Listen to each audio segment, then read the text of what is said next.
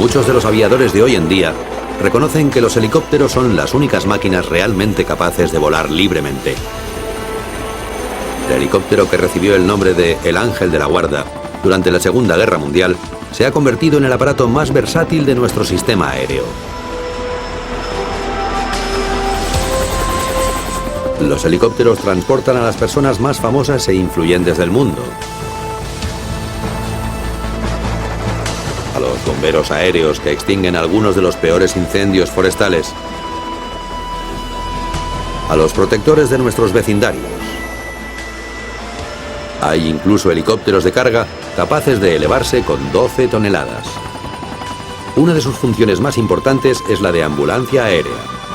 Los helicópteros de evacuación médica contribuyen a salvar miles de vidas cada año. 60 años atrás, sin embargo, la única aeronave del mundo capaz de volar en 3 dimensiones estaba aún en pañales. La idea del vuelo rotatorio tiene su origen en las antiguas civilizaciones. Todo empezó con un juguete conocido como diablo chino.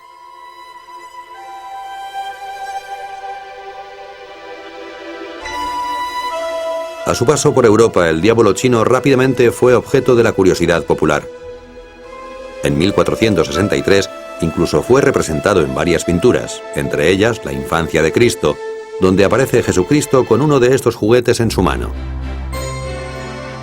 Poco después, en 1483, el primer diseño conocido de un helicóptero fue realizado por uno de los teóricos más famosos del mundo.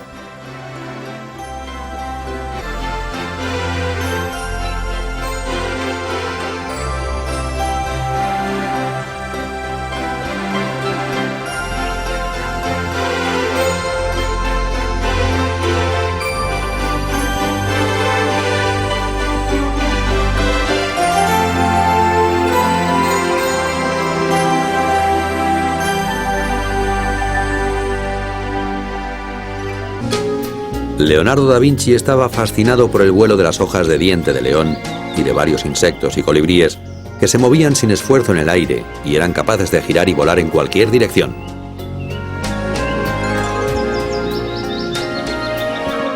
Pero sin una fuente de energía suficiente para levantar a un hombre, la idea de cualquier vuelo mecánico sería como un sueño durante siglos. Con la llegada del siglo XIX, muchos visionarios realizaron esquemas para una aeronave rotatoria. Sin embargo, la mayoría estaban basados en la fantasía más que en la realidad. En 1840, un científico inglés, Sir George Cayley, empezó a abordar uno de los primeros obstáculos asociados con el vuelo rotatorio: la neutralización del par motor.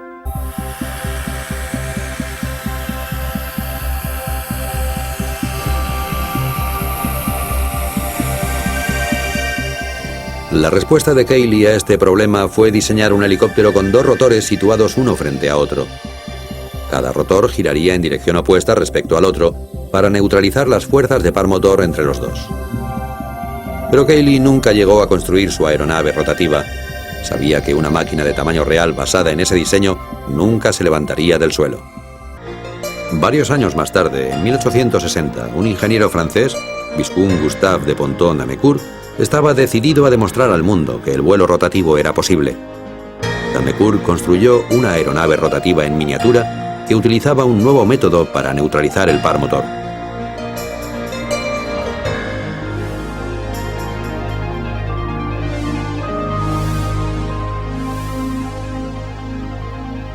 Este método se conoció como método coaxial de control del par motor.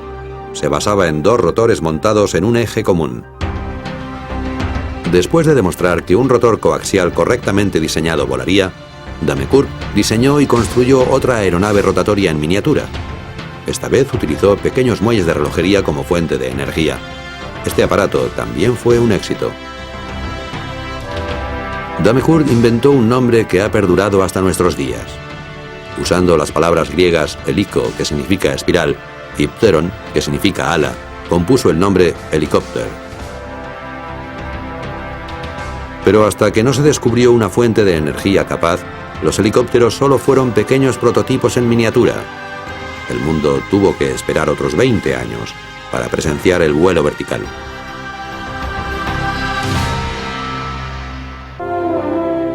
En el siglo XIX hubo muchos intentos fallidos de diseño y construcción de aeronaves de alas fijas y de alas rotatorias. Sin embargo, estos fracasos no se debieron a la falta de conocimientos de aerodinámica.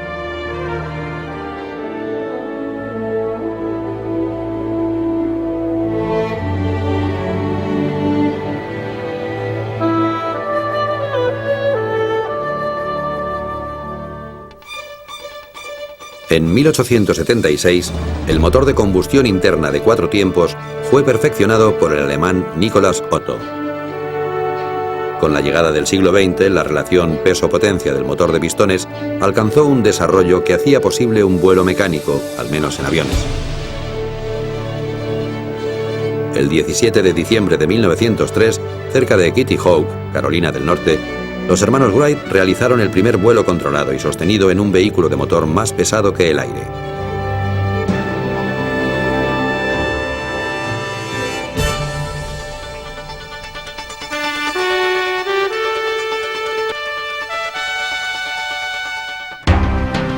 El 29 de septiembre de 1907, el pionero francés de la aviación, Louis Breguet, se convirtió en el primero en elevarse del suelo verticalmente.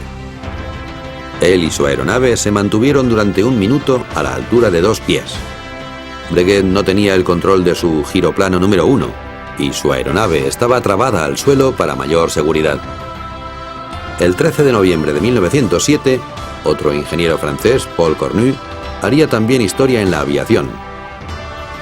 Manteniendo una altura de 1 pie durante varios minutos, Cornu se convirtió en la primera persona que se elevó verticalmente en una aeronave de motor sin asistencia terrestre. Fue un vuelo rotatorio real. Sin embargo, el control de la máquina seguía siendo escaso. Aunque hubo muchos ingenieros que siguieron los pasos de Cornu e incluso consiguieron volar durante 7 minutos, todos tuvieron el mismo problema, la falta de control. Por otro lado, en los años 20, los aviones del Servicio Aéreo del Ejército de los Estados Unidos realizaban ya sus primeros vuelos a escala mundial. Parecía que la tecnología del helicóptero había quedado atrás respecto a la del avión. En 1925, un ingeniero español, Juan de la Cierva, recuperó la idea del helicóptero para desarrollarla. Su invento, un nuevo tipo de aeronave, el autogiro.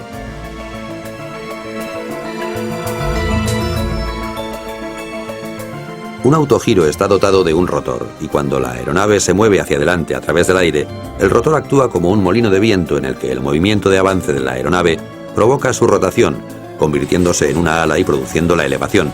Pero el movimiento hacia atrás del autogiro está producido por un propulsor muy similar al de un avión. Un autogiro, sin tener una elevación demasiado vertical en sus despegues, aunque sí en los aterrizajes, podía mantenerse en el aire gracias a la propia inercia de la rotación, y en muy poco espacio posarse delante de todo el mundo. Esta era una capacidad a la que se recurría especialmente en las exhibiciones aéreas. Este método de aterrizaje está basado en el mismo concepto que adoptaría un helicóptero moderno en caso de fallo del motor. En los años 20, Juan de la Cierva demostró al mundo que para un aterrizaje seguro en helicóptero no era necesaria potencia alguna de motor, ni pista de aterrizaje, solo un espacio suficiente para la nave. La clave de la estabilidad del autogiro de la Cierva fue el descubrimiento de un fenómeno solo presente en aeronaves de alas rotatorias, la asimetría de elevación. De la Cierva tuvo el mismo problema que muchos diseñadores de helicópteros.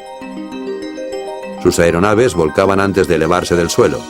Esto sucedía porque las aspas de los rotores eran rígidas. Las aspas rotatorias nunca generaban la misma fuerza de elevación equivalente a sus revoluciones, y eso causaba un desequilibrio en la subida.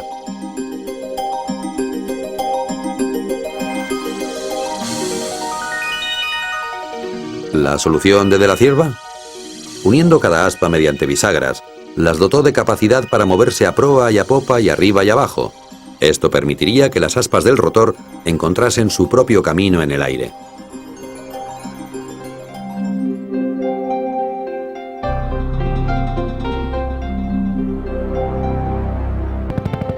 Los primeros autogiros tenían pequeñas alas auxiliares para mejorar el control del aparato, pero estas alas desaparecieron a principios de 1930, cuando se desarrolló el control cíclico de balanceo y cabeceo. Este dispositivo estaba basado en el problema que de la Cierva había resuelto, la asimetría de elevación. La idea era controlar este desequilibrio en la subida y utilizarlo para equilibrar la aeronave. Es el mismo mecanismo básico que permite el control de un helicóptero moderno. Al mover esta palanca giratoria, un mecanismo en la base del rotor altera la inclinación de cada aspa de forma individual durante su ciclo natural de rotación. Cuando la inclinación del aspa es mayor, esta abarca más aire, elevándose. Cuando la inclinación es menor, el aspa se mueve hacia abajo debido a la inferior presión de aire en su superficie. El efecto global del sistema es el cambio en el plano del rotor que permite el control direccional del helicóptero. Así funcionan los helicópteros hoy en día. Los helicópteros modernos también poseen un mando colectivo de elevación. Se trata de una palanca que cambia la inclinación de todas las aspas del rotor simultáneamente. De este modo, el piloto puede elevarse verticalmente, controlar el aparato y con la palanca giratoria compensar los desequilibrios de las fuerzas de elevación.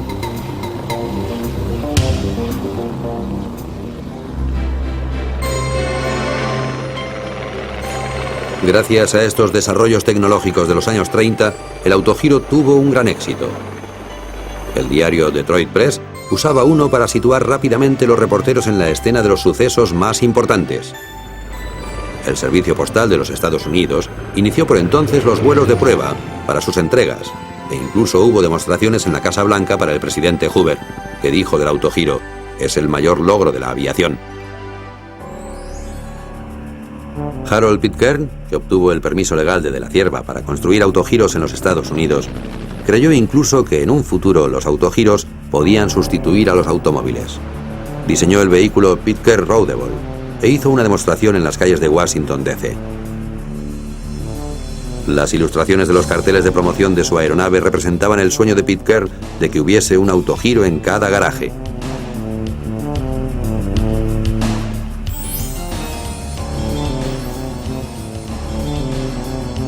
El destino del autogiro quedó sellado en diciembre de 1940, cuando su inventor, de 41 años, falleció en un accidente aéreo en Londres.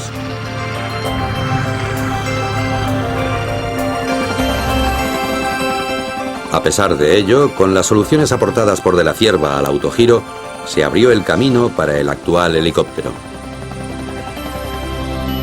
El mundo no tuvo que esperar demasiado. Dos hombres trabajando por su cuenta estaban a punto de llevar al helicóptero a la era moderna.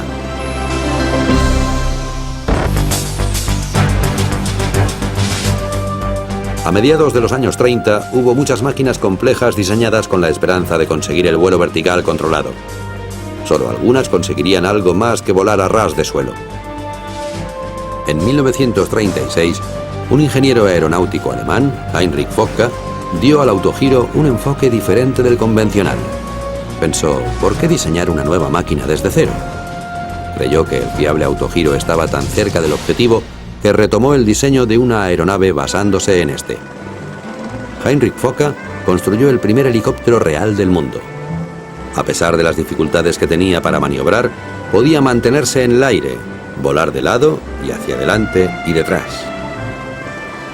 A pesar de todos sus logros, el helicóptero FA-61 de Focke tuvo muy poco impacto debido a que el público estaba ya familiarizado con los aviones y autogiros, hasta que la atrevida y atractiva Hannah Reitz, de 25 años, famosa por ser la primera mujer piloto de pruebas alemana, subió a la cabina.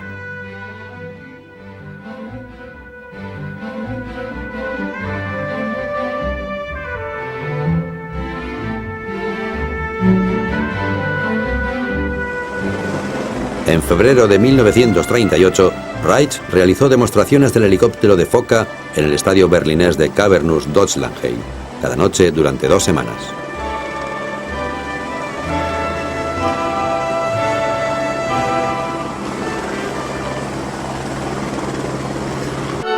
Igor Sikorsky era ya una persona relevante en aeronáutica. En los años 20 había levantado una de las más importantes compañías de aviación del mundo, Sikorsky Aviation. En 1929, la compañía se convirtió en subsidiaria de United Aircraft, lo que dio a Sikorsky la oportunidad de conseguir el sueño de toda su vida, los helicópteros. Durante su juventud en Rusia, en 1909, Sikorsky ya había construido diversos prototipos fallidos de helicópteros, pero en 1931 estaba preparado para retomar la tarea. Los croquis de Sikorsky dieron lugar a un diseño único en la época, un helicóptero basado en un solo rotor principal. Hasta finales de los años 30, la mayoría de helicópteros que habían conseguido elevarse eran de diseño coaxial, es decir, con dos ejes, o tenían al menos dos rotores principales, como el helicóptero de Foka. Entre 1936 y 1938, Igor Sikorsky había llegado a la conclusión de que estos diseños no funcionarían y estaba empezando a desarrollar el equipo y la filosofía de diseño necesarios para un aparato de un solo rotor. El 14 de septiembre de 1939, Sikorsky inició cautelosamente los vuelos de prueba de su modelo VS-300 de un solo rotor principal. Mantuvo su aeronave atada al suelo mientras realizaba las mejoras pertinentes en su diseño. Concentrado en conseguir un modo de controlar su aparato, Sikorsky se centró en una configuración con un rotor de cola. Realizó innumerables pruebas, desde aeronaves sin rotor de cola hasta con 3 rotores.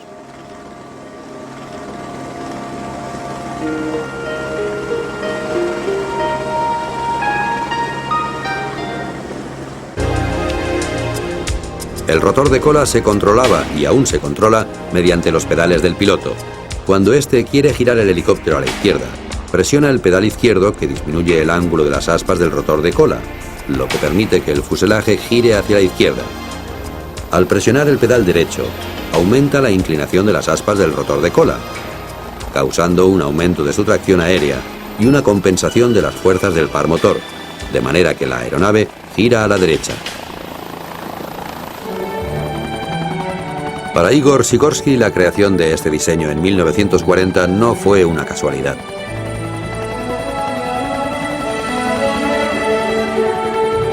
Realizó muchos vuelos de prueba que exigieron numerosas modificaciones, tantas que los mecánicos de Sikorsky apodaron al prototipo VS-300 como la pesadilla de Sikorsky.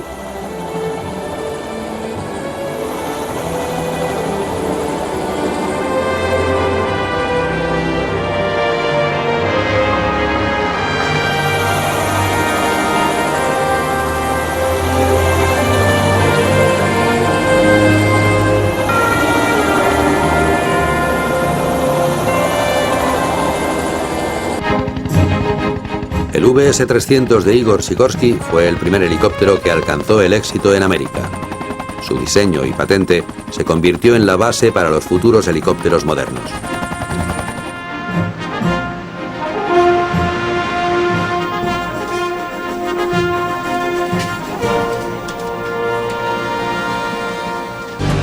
Hacia el final de la Segunda Guerra Mundial, unos 400 helicópteros Sikorsky ya habían salido de las líneas de montaje.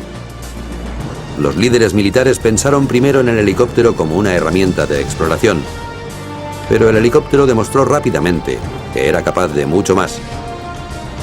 Durante los últimos años de la Segunda Guerra Mundial, muchas víctimas fueron rescatadas de lugares solo accesibles en helicóptero. Los militares estaban impresionados por el potencial de salvar vidas de esta nueva máquina. El helicóptero había demostrado que podía ser una aeronave realmente útil, un ángel de la guarda de hélices rotatorias. Con los años, se convertiría en eso y mucho más, tanto en tiempos de paz como de guerra. Los pioneros del helicóptero tuvieron todos una cosa en común. No había un camino a seguir.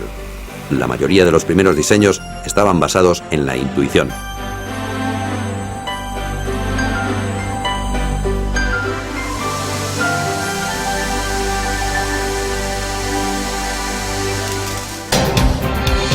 Frank Piasecki construyó y pilotó el segundo helicóptero de éxito en América, el Piasecki PV-2. Al igual que Igor Sikorsky antes que él, los primeros vuelos del Piasecki estuvieron asegurados desde tierra.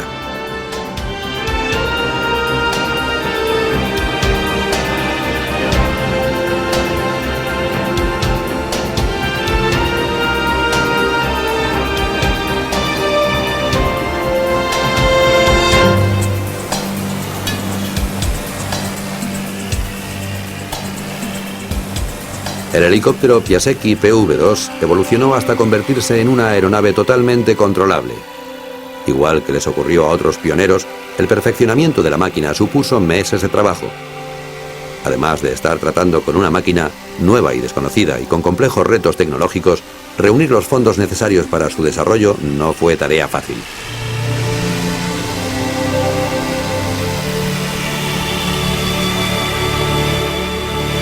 Cuando las nubes de la Segunda Guerra Mundial empezaron a despejarse, más de 50 compañías estaban trabajando ya en el desarrollo de helicópteros, esperando conseguir financiación del gobierno. Fue Frank Piasecki quien atrajo la atención de la Marina.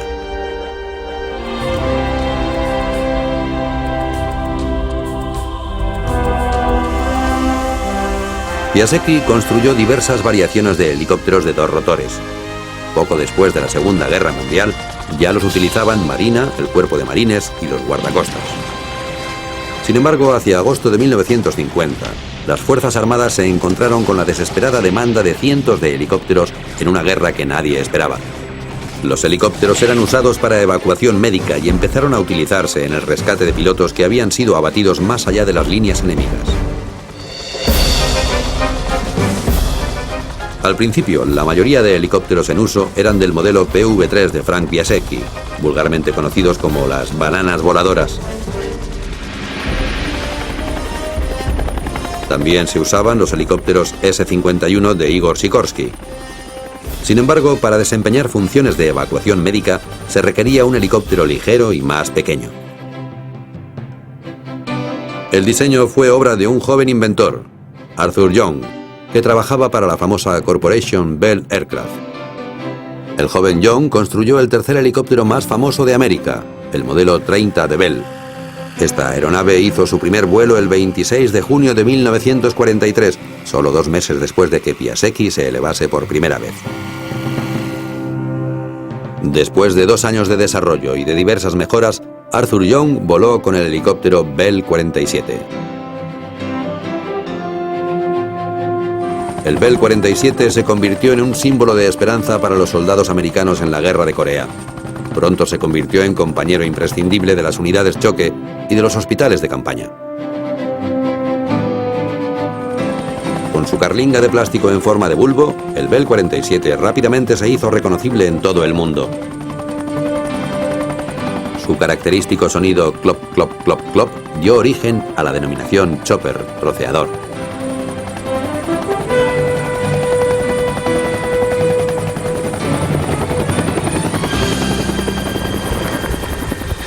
En 1953, la Guerra de Corea había terminado.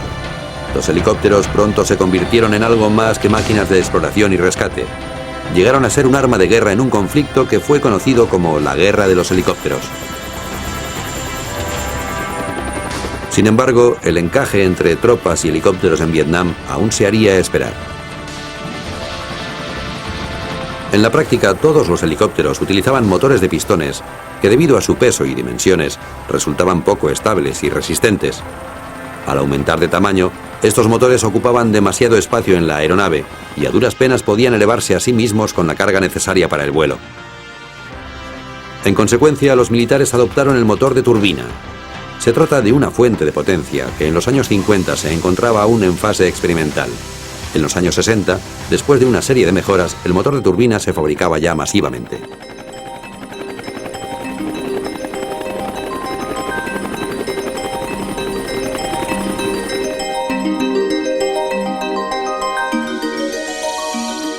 Un motor de turbina consta de un ventilador giratorio que succiona el aire hacia una cámara de combustión, donde se produce la mezcla con el combustible y el encendido.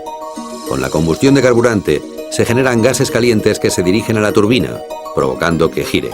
Una barra de tracción conectada a esta es responsable del giro del rotor y otros dispositivos adyacentes como la caja de cambios del rotor de cola o los generadores de corriente. El helicóptero de turbina fue el símbolo de la guerra de Vietnam. El Bell HU-1, más conocido como Huey, un apoyo inventado por los pilotos militares, basándose en las iniciales del helicóptero. El vuelo de estas máquinas durante el combate exponía a graves peligros tanto a pilotos como a aeronaves. Durante el rescate de soldados heridos, a menudo en las líneas enemigas, los helicópteros se convirtieron en grandes objetivos móviles para el enemigo. Sin embargo, nada era más apreciado por las tropas americanas que luchaban en zonas pantanosas o parajes similares que el Bell HU-1. El Huey era considerado un ángel de la guarda, una de las máquinas de guerra más respetadas.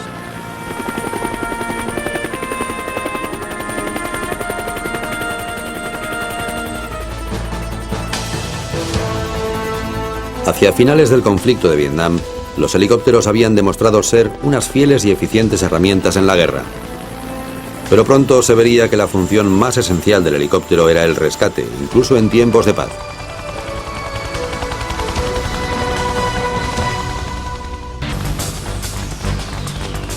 Veinte años después del nacimiento del primer helicóptero moderno, este ya era tenido en cuenta por todo el mundo.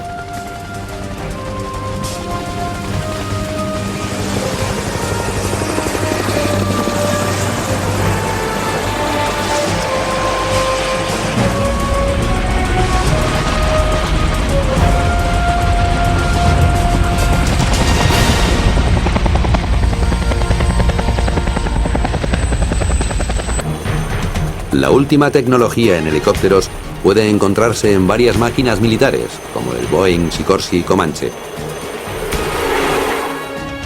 Esta máquina indetectable por el radar puede volar a velocidades de hasta 320 km por hora y ejecutar giros sobre sí mismo en 4 segundos y medio. El Comanche es capaz de volar lateralmente o hacia atrás a 112 km por hora, mientras el piloto usa su radar de última generación o los sensores de infrarrojos. En segundos, los ordenadores del Comanche pueden detectar una posición de batalla a millas de distancia, seleccionando todos los objetivos enemigos, incluidos tanques, camiones y otros helicópteros. Mientras muestra los objetivos para su identificación por parte de la tripulación, el sistema selecciona el arma más adecuada para neutralizar cada blanco, ya sea utilizando sus propios sistemas de armamento o enviando información codificada a otros comandos aéreos o terrestres. De todos modos, la faceta civil de la tecnología del helicóptero no deja de ser muy importante. Los helicópteros están siempre preparados para nuestra seguridad y beneficio. Mucha gente no se da cuenta de que una de las funciones del helicóptero en un área metropolitana es que constituyen parte del programa de emergencias en caso de siniestro o catástrofes. Los helicópteros pueden llegar a cualquier zona para ayudar a la comunidad, y lo que permite además considerarlos como servicio comunitario.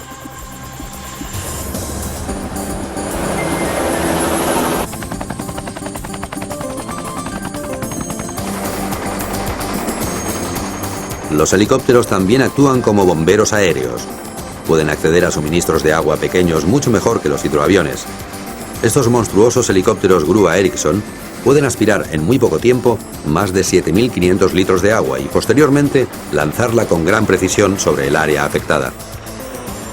Por otra parte, sin estas grúas aéreas, muchos proyectos industriales tendrían un coste superior en millones de dólares. Su impacto ambiental es mínimo, ya que no es necesario construir carreteras para trasladar materiales de construcción. Los helicópteros grúa Ericsson son de gran ayuda en la construcción de líneas de alta tensión, transporte de leña y traslado de maquinaria pesada. Esta unidad es uno de los primeros helicópteros no tripulados desarrollado para la policía y el ejército.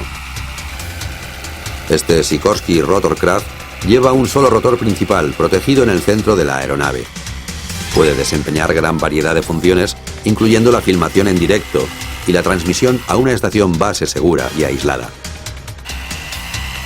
Los helicópteros no tripulados pueden convertirse en algo común en un futuro próximo.